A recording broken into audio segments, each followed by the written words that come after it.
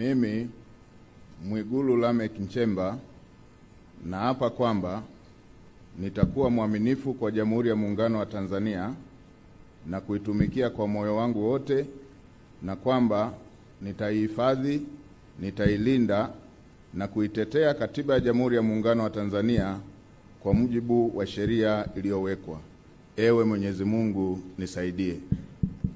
Mimi Mwigulu Lameck Nchemba naapa kwamba nitaitumikia vema na kwa moyo thabiti Jamhuri ya Muungano wa Tanzania katika kazi zangu za waziri mkuu, na kwa wakati wote nitamshauri kwa hekima na uaminifu Rais wa Jamhuri ya Muungano wa Tanzania, na kwa vyovyote vile sitatoa siri za baraza la mawaziri. Ewe Mwenyezi Mungu nisaidie.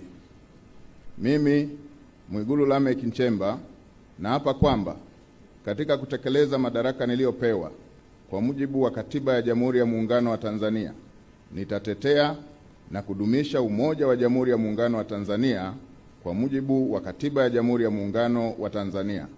Ewe Mwenyezi Mungu nisaidie.